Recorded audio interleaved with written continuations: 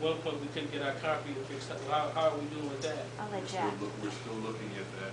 Okay. We're still making assessments as to, with all of the layoffs and what have you, we're still making assessments as to whether we still need 10 or 12 copies. Okay. So we haven't, it's ongoing. So we're looking at maybe reducing some of the copies in the city. Right? Yes. Okay. What about number 9, transfer balances? Okay. There are some funds that haven't been used for a long time. So what we're hoping to do is clean up a lot of these funds that haven't been used and to eventually transfer them to these 3 funds to reduce the deficit in those funds. I think you said we will. I did, yes. Any questions? Council Good people? idea. It sounds like it came from your office. I'm sorry? Did that come from your office? With the transfers? Yeah, we do that at all cities. We come in and we look and we're like, hey, what funds haven't we used? Yeah. No. That sounds like a good idea. Did you print it off, Mr. No. Any questions, Mr. Wheeler? Okay, Before we leave that page, Okay. you ready to leave that page? No, I want to just try to cover 10 and 11, then Go ahead. Okay. Ms. Hendricks, number Yep. 10 and number 11. 10 and 11 again. The city of East Cleveland's not in the water and sewer business Right. anymore. So there's a consumer deposit fund that hasn't been used for years. So transfer that balance in that deposit fund. It was for water and sewer stuff. Transfer it back to the water and sewer funds and try to eliminate those deficits. So we still have a little deficit with the water department? You'll see it in the forecast. Okay. And 11, I believe this came from the judge, reduce appropriations for the court. Well, question. Go ahead, Mr. Mansell. Why didn't we suspend the payment of the civil service commission as well? It's on the next page. It is. I'm sorry. Well, let's go to 11 before we... You ready? go Want to do then 11? After 11, then That's fine. Brandon King had a question after we get to Okay. 11. 11, that was the reducing the appropriations in the court. The estimated $67,249. Yes. Okay. Still on. Yeah, we're still Yeah, on we're 3. still on. Any more questions? Any questions on that? Anything you want to say on that, Mr. My Johnson? only question was, why does the court ever get the I'm sorry? court reduce appropriations with no beginning? That's a good question. I don't have the answer to that one. We haven't seen it? No, because we were trying to get the appropriations to within the amended certificate, and that's why there's no begin date. And that's what your 2714 actually puts those appropriations within the amended certificate. So we can His put a action date in has after. already begun. He's made his adjustments already Yes. as it Can you relates help me out on that to one? moving forward. I think he's He agreed has to it. furlough, he's Yes. agreed to salary reduction. Correct. All right. Correct. And I believe he's removed one of the One of the things. employees out of his. Okay, let's go to... Do we have that? King, did you get your question in? The amount that he has removed. It's in the record. Yes, yes. Okay, let's go to 4. All right, there's 5 more items that are expenditure reductions. Citywide reduction in staff, and that's ongoing. Okay. Salary freeze, and that's ongoing. Eliminate payout of unused vacation except at termination of employment. Can we freeze the salary freeze? The Sure. salary freeze, shouldn't it have coincided with the ordinance that was passed for no hiring? Well, I think the Did that salary happen at the same passed that. time? Did pass. in 2012, right? Right. Did that coincide with that? Yeah, salary freeze means nobody should be getting a Nobody raise. should Should be So getting would what? A raise, a Is that an salary. administrative function, Director, or is that something that we have to initiate? I believe it's administrative. It's administrative function? Right. I intend to follow this plan to the All right. As Okay. council adopts it, I intend to follow. hard. But let me ask you a question because somebody asked. Because, you know, Hold it, Robert was next, but I want to ask you, I'm sorry, go ahead, I don't want to cut you off. But I'm saying that I know we had some trouble in following the hiring freeze that we had, you know, as far as bringing on more people. And that was an effort in starting this phase of cost saving. Are we technically really going to be responsible and accountable for adhering to that portion of this document, that salary freeze? Because, you know, it's easy to say one thing and then we come down the road and we see another thing. You know, are we going to stop the hiring and stop the raises all in one? Kathleen, back to that. Okay, I want to jump in again. You want it on council at the time. And I want to ask that you, was her.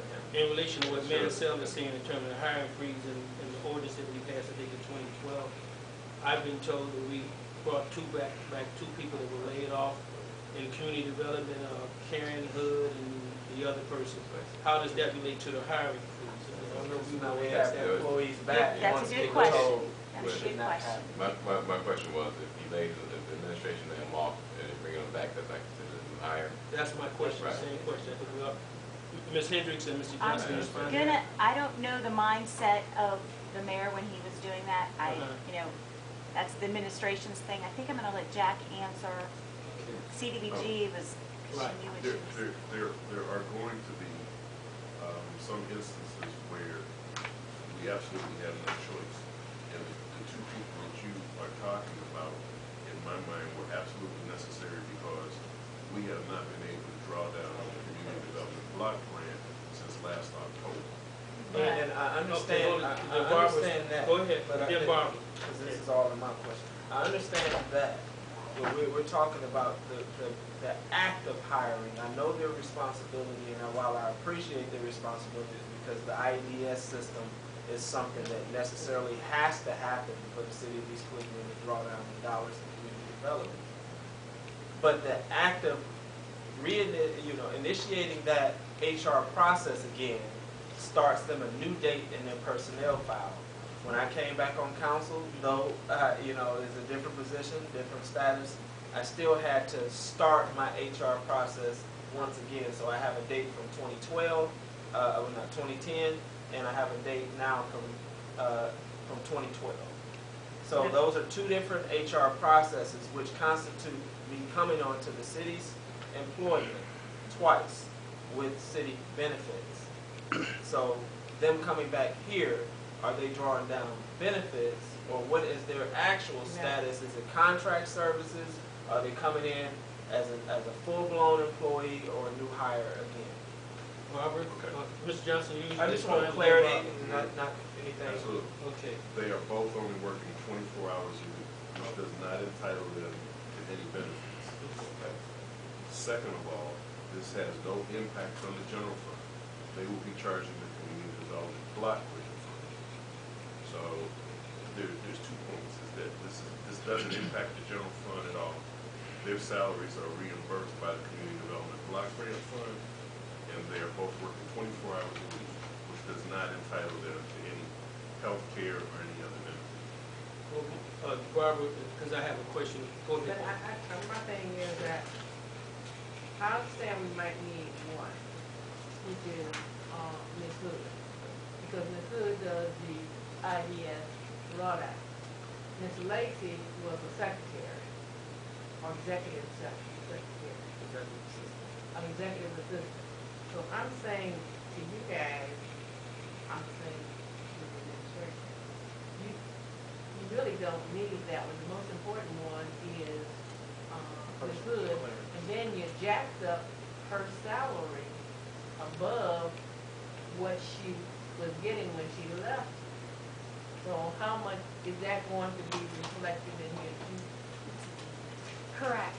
Both Ms. Hood and Ms. Lacy's adjusted rates of pay, as well as their hours, are reflected within the citywide savings numbers. Okay, so you increase the amount of money that they were here in order for them to come back, because the reason they left was because someone was getting more money than they were when they came down to the community development area. So what my council is saying is basically this could happen again. But it has to be a dual effort between the director of finance and the finance committee to monitor it and keep together on what's happening and call tech on it if it goes the wrong way. And he said he is going to follow this explicitly, this plain. And that's what I heard him say. And that's what I was saying, you know, okay, the ordinance that states that we could not bring anybody else on board. What is the proper action to even allow an employee to come back, because that ordinance is still active at this point? Well, so if we are bringing somebody back in, what is the process? Do they come before council? Yeah. Do you bring their names before council in their position and what their salaries or statuses will be? You know, and we say that, hey, we have to lift that particular ordinance or suspend that particular ordinance to allow that individual to become an employee now, legally an employee of the city of East Cleveland, and not have that blockade there. Because my concern was the process and procedure. Right, because I'm sorry, I know we'll have, you know, reductions, and I know that we'll have a freeze, but in some instances, you know, and I'm totally in support of the administration in this statement, what if an individual has to inherit 3 jobs? You know, I'm not going to say to somebody, hey, take these 3 jobs, and there's a salary freeze in accordance with this resolution, this document. So if we have those particular scenarios, which are happening and have happened, do we come back and suspend the document to consider that individual or that certain situation? that's up to the council. Right. And that's what I'm saying. I'm trying to get that particular feedback from her and director to say exactly that we have to do that process, because we have not. There are new people here, and we have not suspended any document that gives us the authority to Councilman call Van this. Sale, that's on you. That's your job as the council. They have terminated their position, okay? No, I'm speaking of in general, not just specifically No, I'm Ms. Lacy. saying this happened.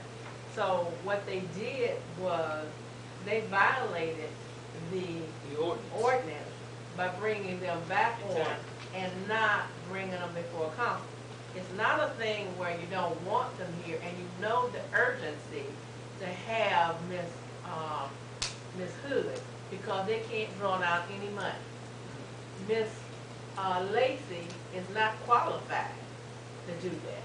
Only Ms. Hood. That's what I'm trying to get. And when they bring them back, what should have happened was they should have came before this council and stated the need to have this individual And here. I'm quite clear, Okay. Madam President. I just wanted to make sure that I'm clear with the auditor's office and making sure that they understand that